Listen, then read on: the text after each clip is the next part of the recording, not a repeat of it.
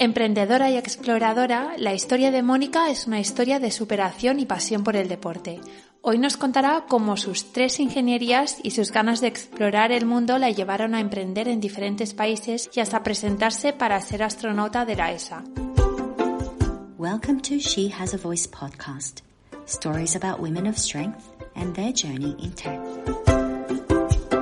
Pues muchas gracias, Mónica. Gracias a ti. Mónica, tú fuiste una valiente y estudiaste 2 ingenierías a la vez. Me engañaron. ¿Por qué decidiste estudiar 2 ingenierías a la vez? Yo en verdad empecé estudiando industriales y yo no tenía claro lo que quería estudiar. Sabía que me gustaban las ciencias, mi padre era ingeniero y dije, bueno... Entonces, de todas las ingenierías, dije, la más general, ¿cuál es? Industriales, pues para allá. Y el año que yo empecé, abrieron un programa que se llama CEFIS, que te permite hacer 2 ingenierías al mismo tiempo. Y entonces, yo vi que había eso y dije, mira, como yo tampoco no sabía cuál escoger, si hago 2, pues al menos me abrirá más puertas. Escogí informática porque, no sé, porque me daba curiosidad y era... Claro, la informática en esa época no era como ahora. Y entonces, bueno, solo el hecho de hacer programas para intentar optimizar las cosas me parecía interesante. Entonces dije, bueno, voy a estudiar informática. El único pero, digamos, que le pondría al hecho de haber estudiado las 2 o las 3 es que al final lo haces todo un poco y nada mucho. O sea, sabes un poquito de todo, pero mucho de nada. Pero hay veces que me hubiese gustado decir, oye, pero joder, pero a ver, escoge algo, escoge alguna especialidad y como que sería más fácil, ¿sabes? Y Mónica, hablando de escoger, hace unos añitos te presentaste para ser astronauta en la ESA. ¿De dónde sale esa motivación o esa inquietud? Pues la verdad, a ver, cuando era pequeña, imagino que como muchos niños de, ay, quiero ser astronauta, pero en plan lo dejas de ir así, ¿no? Un poco, ¿verdad? Que parece por la aventura, porque es chulo y tal. Entonces hace un par de años, justo hace 2 años, salió una convocatoria para astronauta para la Agencia Espacial Europea y era la primera en 15 años. Y entonces varios amigos míos me mandaron el mensaje, Mónica, esto es para ti, Mónica, esto es para ti. Y dije, espérate, yo astronauta, sí, pero si no tengo nada de experiencia de espacio, ¿pero qué me estás contando, sabes? Entonces yo dije, bueno, a ver, claro, es chulo, ¿no? Ser astronauta. Parece guay. Dije, pero déjame ver en qué consiste su trabajo, porque esta gente se van 6 meses a cada 10 años al espacio. Si el objetivo es ir al espacio, digo, ¿en qué consiste su trabajo el día a día en la Tierra y tal? Entonces lo empecé a mirar y era en plan todo lo que me gustaba, era genial. Era que si campos de sobrevivencia aquí y allá para aprender técnicas de sobrevivencia, que si aprender a utilizar máquinas complejas, estar en ambientes multiculturales, toda la parte tipo de divulgación científica en escuelas con jóvenes y tal para tipo animarles a estudiar ciencias. Es que era todo genial, digo, es que qué guay, tío, es el mejor trabajo del mundo, o sea, todo lo que me gusta junto, ¿sabes? Y entonces dije, bueno, pues voy a aplicar, ¿no? Y entonces apliqué y éramos que 24.000 al principio. Y nada, y a lo tonto, pues fui pasando fases y llegué hasta las fases médicas, donde ya éramos 90 y éramos 4 españoles ya solo. Y claro, va por cuotas, ¿no? Porque dicen que no, pero al final es político. Tienes tantas plazas por país y tal, y no sabíamos cuántos eran. Y nada, y se creó... Ha sido una experiencia súper chula, porque he conocido a gente súper interesante de todas partes. Y bueno, y conozco a Pablo y a Sara, ¿no? Que son los 2 astronautas españoles. Bueno, de hecho, si yo hubiese pasado las pruebas médicas, y entonces no pasé por el pie, pero si yo pasaba, era entre Sara y yo. O sea, solo quedábamos nosotras 2. De chicas. Y Pablo, que Pablo pasó. Así que... Nada, una buena experiencia. ¿Qué es lo que te llevas? He creado un grupo de aspirantes astronautas españoles súper chulo, que la gente es unos perfiles espectaculares. Me llevó la experiencia. Había una de las primeras pruebas, era un día entero de pruebas psicotécnicas y etcétera. Y una de las pruebas era aprenderse números de memoria, pero unas series de números 8, 5, 4, 3, 2, 1, 2, 9, 5, 3, 2, 4, 3, 5. Y cuando acaba la mujer de hablar, que no sabes cuánto te va a decir, te dice, ahora escribe los que te acuerdas al revés. Entonces yo aprendí a memorizar series dije, yo estudié ingeniería porque no me gustaba aprender cosas de memoria, si no hubiese hecho medicina, yo creo. Pero digo, no, que ahí te tienes que aprender cosas de memoria. Voy a hacer ingeniería que al menos parece que tienes que entender las cosas y ya está. ¿Y cómo te preparas? Al final quieren conocerte a ti como persona, ¿no? Y los primeros, era el primer día de pruebas psicotécnicas, dije. Y entonces, en este día, te mandan 2 semanas antes unas pruebas, o sea, un ejemplo de las pruebas que te vas a encontrar, de algunas. Y eso sí que te puedes preparar. Y luego la siguiente ya es tipo un día de pruebas psicológicas, etcétera. No te puedes preparar nada, o sea, tú vas allá y te van a hacer preguntas y te preguntan, bueno, al final, ¿qué quieren? Gente que pueda hablar con políticos, gente que pueda hablar con la prensa, gente que pueda hablar con el público en general. Entonces, imagínate las preguntas, no sé, digo yo. Y bueno, y también fue un golpe duro cuando, o sea, estuve súper contenta por Pablo y por Sara y tal, pero fue un golpe en plan, ¡buah! Es que, mira, justamente entrevisté hace pues unas semanas a Ariadna Farrés, que trabaja en la NASA, y me comentó que ella se presentó. Ellos no buscaban gente especialmente con background aeroespacial, porque al final lo que tienes que aprender, lo aprendes, y un astronauta al final es un técnico que tiene que saber hablar, que tiene que saber comunicarse y que tiene que saber vivir en comunidad, ¿no? Porque si hace 50 años los astronautas los seleccionaban, eran pilotos de ensayos, etcétera, tenían que ser súper precisos y saber pilotar, y etcétera, súper técnico. Hoy escoges a alguien con quien tengas ganas de pasarte 6 meses dentro de una lata. O sea, es que literal, o más si vas a la luna, ¿no? Entonces, en una de las entrevistas yo tuve un astronauta que me entrevistó. Y luego supimos que los que pasaban, si él decía que no, chao. O sea, aunque la persona fuese súper buena, chao. Porque al final buscan, sí, competencias técnicas y tal, pero todo esto se aprende. Y entonces ya filtran bastante al principio, ¿no? Y luego después es más la parte humana, porque imagínate 24.000 personas aplicaron, o sea, tenían dónde escoger y yo me pensaba que, no sé, que buscaban algún perfil en concreto, ¿no? Pero me dijo, no, que pues tengas ingeniería, ciencia y ya, ¿no? Es que es muy básico, tipo, los criterios para aplicar eran básicos, tienes que tener un nivel al mínimo de máster en una carrera científica, mínimo 2 años de experiencia laboral y pasar un certificado médico para poder ser piloto. Pero es relativamente básico. Y ya está. Solo esto. Fue el hecho de haber trabajado en campo, en petróleo, con productos peligrosos, etcétera.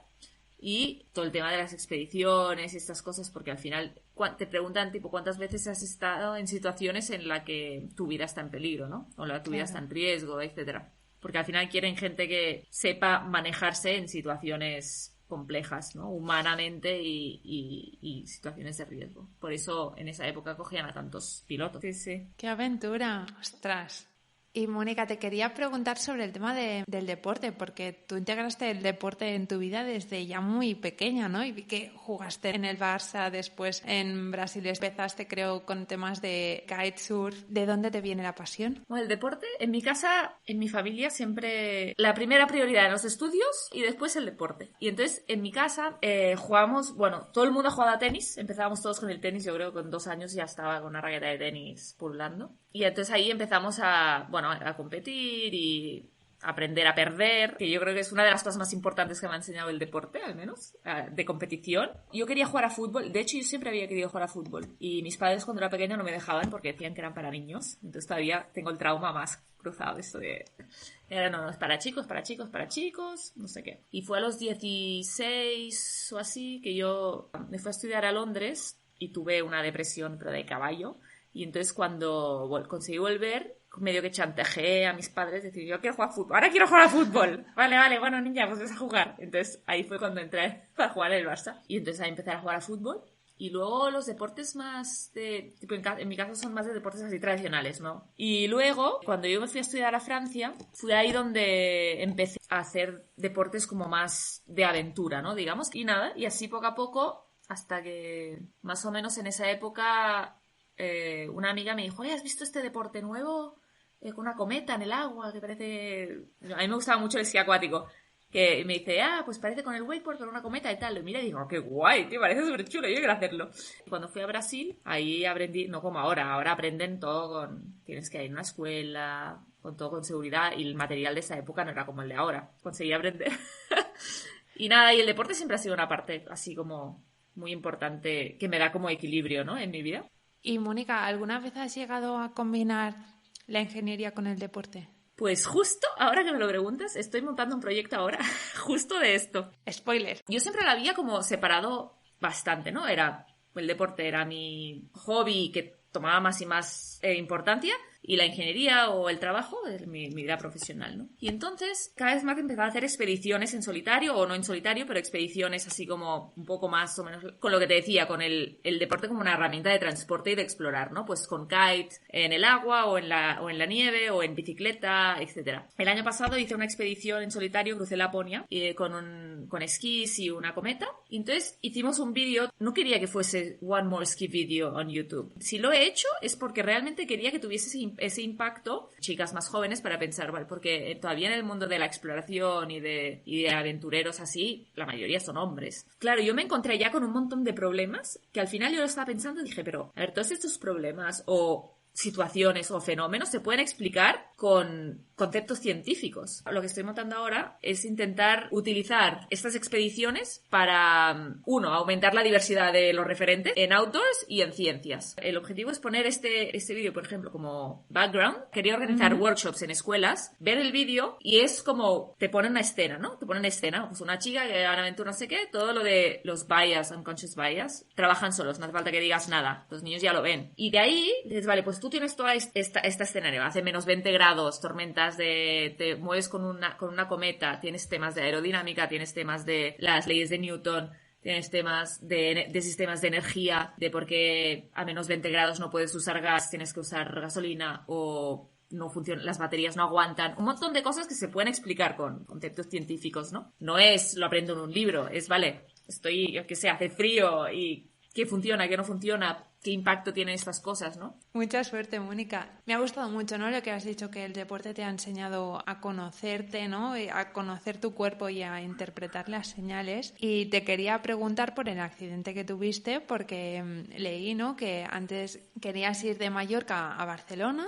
¿no? Haciendo kitesurf, y el día antes, justamente de empezar esta aventura, tuviste un súper accidente. ¿Cómo te recuperas de una situación así? Es que hay momentos en la vida donde la vida te golpea, ¿no? No tienes opción. Bueno, sí tienes opción. Te puedes pasar el rato quejando de que porque ya no es como antes o porque no es como antes, pero es que poco a poco te vas dando cuenta que no sirve de nada. Que al final nunca será nada como era antes, ¿no? Y esto era un caso extremo, digamos. Bueno, me rompí un montón de cosas, pero lo más grave fue el pie. Entonces me cogieron el muslo para reconstruirme el talón. Entonces yo tenía un talón que era como una pelota de fútbol, enorme. Durante un par de semanas quería que me cortasen la pierna, porque por el tema de los referentes, porque yo había visto en los Juegos Paralímpicos gente amputada que hacía cosas súper chulas. Y dije, pues yo quiero que me corten la pierna, porque con esta pelota de fútbol no puedo hacer nada. Y luego fue un momento como que cambié de chip y dije, bueno, ok, si te lo han propuesto es porque es mejor. Lesson number one es que shit happens. Y que lo más rápido lo aceptas, mejor. Esto no significa que dejes de estar triste, pero una cosa es aceptarlo y la otra cosa es estar triste. Después continuar estando triste, pero y desapegarte del pasado, ¿no? O sea, desapegarte de lo que era o lo que hubiese podido ser. Hay una cosa que es divertida porque tú eres ingeniera también. Entonces, los ingenieros nos gusta resolver problemas, ¿no? Pues ¿qué hacemos? Cogemos un problema grande, lo dividimos en muchos pequeñitos y cogemos cada pequeñito y ya está, ¿no? Y entonces luego creemos que el grande está resuelto. Vale. Pues en este caso, claro, yo dije, bueno, tengo un problema grande que es mi pie, me tengo que recuperar. Y entonces yo, dije, bueno, yo quiero recuperarme y yo no quiero volver a andar con muletas. Yo quiero recuperarme para poder volver a hacer expediciones y dije, pues voy a intentar buscar la mejor clínica de recuperación que pueda encontrar y tal. Entonces encontré una en Suiza, porque yo trabajaba en Suiza en ese momento, entonces tenía un seguro que me cubría. Y fui a esta clínica y allí, claro, yo dije, bueno, pues hay una enfermera, un médico, una fisioterapeuta, un no sé qué, bueno, varios, cada uno se ocupará de su parte, ¿no? Estás trabajando con un sistema súper complejo, el cuerpo, ¿no? Y o sea, no puede uno trabajar independiente del otro. Y entonces aprendí a mirar tipo los problemas de una manera más holística, más general, y decir, ok, entonces nos reuníamos, yo estaba invitada en esas reuniones y se reunían todos de las diferentes especialidades y ahí iban y discutían sobre qué se había hecho esta semana, cuál era el estado, y entonces yo decía, bien, no bien, o sea, cómo yo me sentía, ¿no? Y entonces, claro, ¿qué es lo que se había hecho? ¿Qué funciona, qué no funciona, qué se tiene que cambiar? Y entonces ahí pues cambiábamos. Y bueno, esto era mi caso especial, como te digo, que yo era mimada porque era deportista y todo el rollo. No había tenido hasta ahora una invitada en el podcast que sea aventurera así, ¿no? Probando cosas. Mónica, aparte de que tú pasión es el deporte, ¿a qué te dedicas? Ahora lo que estoy haciendo mucho es, cada vez más del año pasado empezaron a pedir muchas conferencias en empresas, etcétera, y dije, bueno, voy a intentar profesionalizar esto porque realmente me gusta mucho y a raíz del accidente, las expediciones y todo. Y entonces mi hipótesis era, en general muchas veces invitan a atletas de alto nivel o a hacer conferencias o personas así como súper famosas y tal, pero son personas que no tienen poca o casi ninguna experiencia corporativa en empresas. Y entonces dije yo, la suerte de alguna manera que tengo es que he visto un poco los dos mundos, ¿no? Entonces puedo intentar sacar lecciones y cosas que he aprendido en las expediciones, que es una manera un poco más interesante y divertida de explicar conceptos, que no explicar lo que he visto en mi trabajo, sentada delante de un ordenador, y aplicarlos al mundo empresarial, ¿no? O sea, estoy haciendo bastantes conferencias últimamente y por primera vez me estoy tomando un tiempo, en plan, pues voy a intentar dedicarme a mí, a decir, pues cómo profesionalizo esa parte que realmente me gusta mucho, poder intentar montar más expediciones e intentar justo no hacer expediciones solo por hacer expediciones, o sea, para decir, pues voy porque quiero, yo qué sé, cruzar no sé qué, pero para que puedan tener este impacto después, ¿no? O sea, ya para usarlo como herramienta pedagógica para jóvenes con materias científicas y al mismo tiempo aumentar la diversidad de los referentes, ¿no? De los jóvenes, etcétera. Y así que estoy haciendo esto ahora, que ya me ocupa mucho tiempo. ¿Y las conferencias qué es lo que más te piden? Lo que me piden mucho son temas de liderazgo, cómo influir sin tener poder. Porque, por ejemplo, yo cuando monto esas expediciones, en general hay gente que me ayuda. O sea, yo no pago a nadie porque yo no tengo ni dinero para pagarme a mí. Y entonces me dicen, pero ¿cómo puede ser que tipo la gente te ayude y te sea tu support team y tal gratis? Claro, todo esto viene al final no que yo lo haga adrede, pero al final si tú explicas algo con pasión, la gente tiene ganas de ayudarte. O sea, como cuando tú me dices, estoy haciendo el podcast, no sé qué, tal, digo, claro que te ayudo y que hago lo que haga falta. O sea, cuando ves a alguien que tiene pasión y tal, tienes ganas de ayudar, ¿no? A esta persona. Entonces, para mí es una gran parte de lo que hay detrás, ¿no? De la lideranza sin poder. Entonces, me piden bastante temas de lideranza, temas de trabajo en equipo y de innovación bastante también. Cómo ser un pionero, todo viene un poco a lo mismo, ¿no? Pero cómo saber cómo asumir riesgos y también una de las cosas, justo después de COVID y tal, también bastante sobre resiliencia y ese tipo de cosas. Con el accidente y al final es un poco lo mismo que encontrar las expediciones, ¿no? Es en plan, es problem solving todo el tiempo. Estar ok con el hecho de no estar estable, básicamente. Me parece muy interesante porque creo que es una forma muy sencilla de tus experiencias, de la aventura, del deporte, cómo lo trasladas a nivel corporativo, que es fácil de entender, ¿no? Es más tangible. Pero ¿cómo crees que a nivel corporativo se puede trasladar esa pasión, ¿no? Porque tu pasión, ¿no? El deporte, por hacer una aventura, por hacer una expedición es algo muy, muy tangible. Pero ¿cómo lo trasladas a nivel corporativo cuando a lo mejor tu proyecto no es tan tangible y es más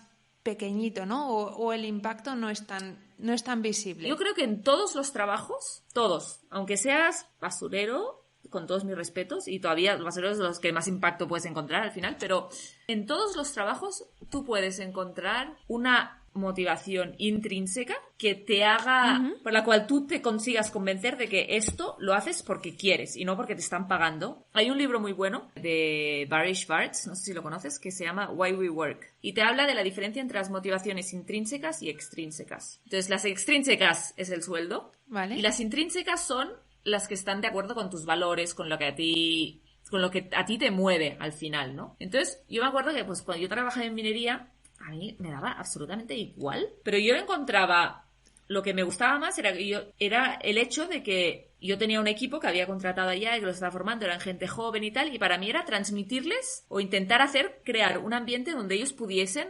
desarrollarse y aprender y ser mejor personas y mejores profesionales. Y para mí, el hecho de yo conseguir contratos, etcétera, yo me lo justificaría de decir, bueno, pues estamos haciendo esto porque necesitamos para poder crear este ambiente y para que la gente pues pueda aprender. Y al final era la razón que para mí hacía sentido ir a trabajar cada día.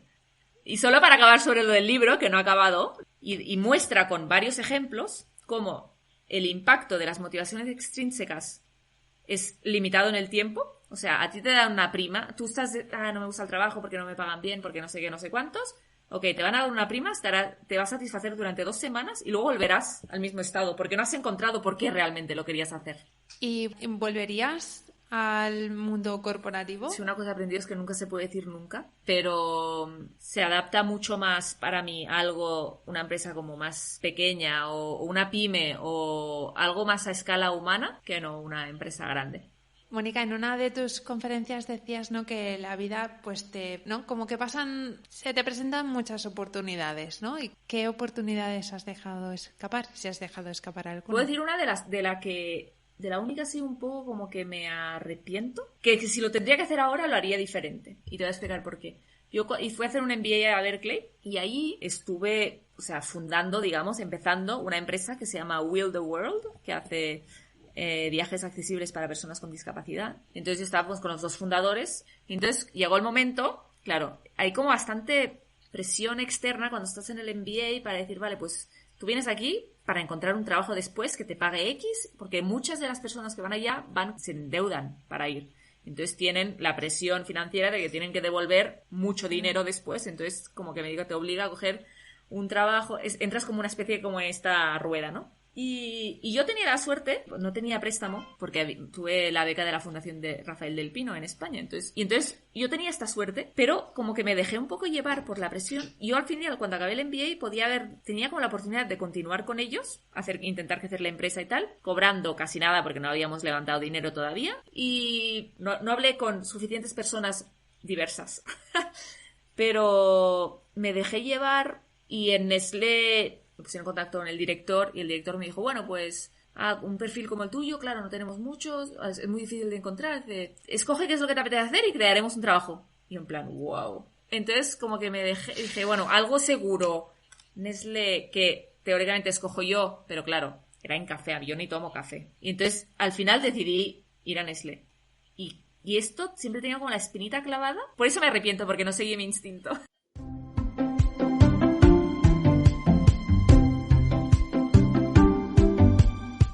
Pues, Mónica, si quieres ya vamos para la ronda final de preguntas. ¿Qué es lo que te apasiona? Explorar. El mes pasado estuve en un retiro espiritual 10 días de Vipassana, de meditación, y fue, espectacular. Lo recomiendo 100%. Durísimo. Me dicen, ¿qué es más duro, esto o la ponía? Digo, esto 1000 veces. Explorar en todos los ámbitos.